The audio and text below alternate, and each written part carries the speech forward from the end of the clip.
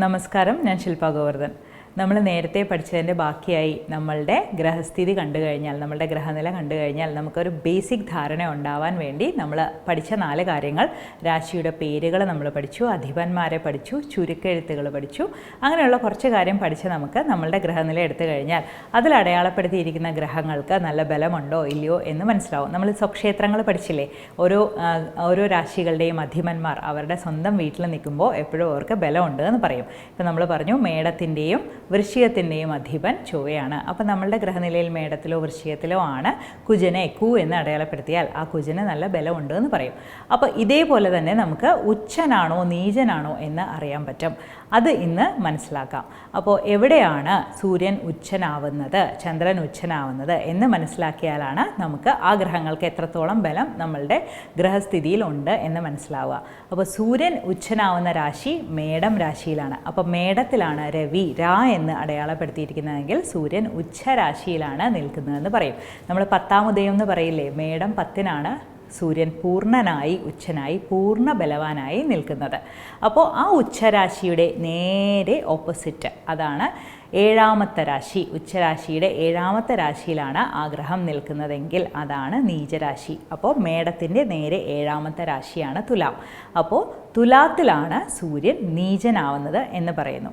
അപ്പോൾ സൂര്യൻ കഴിഞ്ഞാൽ 2 ചന്ദ്രൻ ഉച്ചനാവുന്ന രാശിയാണ് ഇടവം. ഇടവത്തിൽ ചന്ദ്രന് ഉച്ചബലം ഉണ്ട് എന്ന് പറയുന്നു, ചന്ദ്രന് പൂർണ്ണ ബലമുണ്ട് എന്ന് പറയുന്നു. അപ്പോൾ ഇടവത്തിൻ്റെ നേരെ ഓപ്പോസിറ്റ് 7ാമത്തെ രാശിയായ വൃശ്ചികത്തിലാണ് ചന്ദ്രൻ നീചനാവുന്നത്.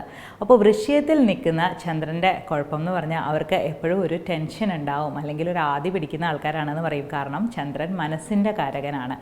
അപ്പോൾ അതാണ് ഉച്ചരാശിയും നീചരാശിയും ചന്ദ്രൻ്റേത്. ഇനിയുള്ളത് ചൊവ്വ. അപ്പോൾ ചൊവ്വ എവിടെയാണ് ഉച്ചനാവുന്നത് എന്ന് നോക്കിക്കഴിഞ്ഞാൽ മകരം എന്ന രാശിയിലാണ് ചൊവ്വ ഉച്ചനാവുന്നത്. അപ്പം നമ്മളുടെ ഗ്രഹനിലയിൽ മകരത്തിലാണ് കുജനെ കു എന്ന് അടയാളപ്പെടുത്തി കണ്ടാൽ ചൊവ്വ നമ്മളുടെ ഗ്രഹനിലയിൽ ഉച്ചനായി നിൽക്കുന്നു എന്ന് നമുക്ക് മനസ്സിലാവും. ചൊവ്വയ്ക്ക് പൂർണ്ണ ബലമുണ്ട് എന്ന് മനസ്സിലാവും. ഇനി അതിൻ്റെ നേരെ ഓപ്പോസിറ്റുള്ള രാശിയാണ് കർക്കിടകം. കർക്കിടകത്തിലാണ് ചൊവ്വ നീചനായി ഭവിക്കുന്നത്. ഇനിയുള്ളത് ബുധൻ. ബുധൻ്റെ ഉച്ചരാശി കന്നിയാണ്. കന്നി രാശി എവിടെയാണെന്ന് നോക്കിക്കഴിഞ്ഞാൽ കന്നിയിൽ അടയാളപ്പെടുത്തിയിരിക്കുന്ന ബുധനാണെങ്കിൽ ആ ബുധന് പൂർണ്ണ ബലമുണ്ട്. ആ കന്നിയുടെ നേരെ ഓപ്പോസിറ്റ് രാശിയാണ് മീനം.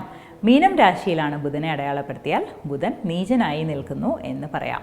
ഇനിയുള്ളത് വ്യാഴമാണ്. വ്യാഴം ഉച്ചനാവുന്നത് കർക്കിടകത്തിലാണ്. അപ്പോൾ കർക്കിടക വ്യാഴൻ ഭയങ്കര ഒരു ഭാഗ്യമായിട്ട് ജാതകത്തിൽ കണ്ടാൽ പറയും. അത് നമ്മളുടെ ലഗ്നത്തിലൊക്കെ അടയാളപ്പെടുത്തിയിരിക്കുന്നെങ്കിൽ, വ്യാഴം ലഗ്നത്തിൽ പൂർണ്ണ ബലവാനായി നിൽക്കുന്നെങ്കിൽ വളരെ വളരെ ഭാഗ്യം അവർക്ക് പറയാറുണ്ട്. അപ്പോൾ വ്യാഴം നീചനാവുന്ന രാശിയാണ് ചൊവ്വ ഉച്ചനാകുന്ന രാശിയായ മകരം, കർക്കിടകത്തിന് നേരെ ഓപ്പോസിറ്റുള്ള രാശി. ഇനിയുള്ളത് ശുക്രനാണ്. ശുക്രൻ ഉച്ചനാവുന്നത് മീനത്തിലാണ്. മീനത്തിലാണ് നേരത്തെ നമ്മൾ പറഞ്ഞ ബുധൻ നീചനാവുന്ന രാശി അല്ലേ? അപ്പോൾ മീനത്തിൻ്റെ നേരെ ഓപ്പോസിറ്റായ കന്നിയിലാണ് ശുക്രനെ കണ്ടു കഴിഞ്ഞാൽ ശുക്രൻ നീചനാണ് എന്ന് പറയുന്നു. ഇനി ശനിയാണ്. ശനി തുലാത്തിലാണ് പൂർണ്ണ ബലവാനായി ഉച്ചനായി നിൽക്കുന്നത്. അപ്പോൾ തുലാത്തിലുള്ള ശനിയുടെ നേരെ ഓപ്പോസിറ്റുള്ള രാശിയാണ് മേടം. മേടത്തിലാണ് ശനിയെ കണ്ടു കഴിഞ്ഞാൽ മേടത്തിൽ ശനിക്ക് ബലമില്ല, മേടത്തിലെ ശനി നീചനായി നിൽക്കുന്നു എന്ന് പറയുന്നു. ഇനി ഇതെല്ലാം നമ്മൾ കണ്ടു കഴിഞ്ഞു മനസ്സിലാക്കി കഴിഞ്ഞാൽ നീചത്തിൽ നിൽക്കുന്ന ഒരു ഗ്രഹം നീചഭംഗം ചെയ്തിട്ടുണ്ടോ എന്ന് നമുക്ക് നോക്കാൻ പറ്റും. അങ്ങനെയാണെങ്കിൽ അതിൻ്റെ ആ ദോഷം മാറി അതിനും ബലം വരുന്നു എന്ന് സങ്കല്പം. അപ്പോൾ നീചത്തിൽ നിൽക്കുന്ന ശനിയെ കണ്ടു കഴിഞ്ഞാൽ നമ്മൾ എങ്ങനെയാണ് നീചഭംഗം ചെയ്തിട്ടുണ്ടോ എന്ന് അറിയാമെന്ന് വെച്ചാൽ നമ്മളുടെ ലഗ്നം എവിടെയാണെന്ന് നോക്കി ലഗ്നത്തിൻ്റെ കേന്ദ്രം എന്ന് പറയുന്നത് ലഗ്നം 1 എന്ന് എണ്ണിക്കഴിഞ്ഞാൽ കേന്ദ്ര രാശി എന്ന് പറയുന്നത് 4ാമത്തെ രാശി, 10ാമത്തെ രാശി, 7ാമത്തെ രാശിയുമാണ്. അപ്പോൾ അത് തമ്മിൽ കൂട്ടി വരച്ചാൽ ഒരു ചതുരം കിട്ടും. 1, 4, 7, 10. അപ്പോൾ ഈ രാശികളിൽ എവിടെയെങ്കിലുമാണ് അവിടെ ഉച്ചനാവുന്ന ഗ്രഹം നിൽക്കുന്നതെങ്കിൽ അതിന് നീചഭംഗം ചെയ്തിട്ടുണ്ട് എന്ന് പറയുന്നു. എന്ന് വെച്ചാൽ ശനി നീചനായി മേടത്തിൽ നിന്നാൽ അവിടെ ഉച്ചനാവുന്ന ഗ്രഹമാണ് സൂര്യൻ.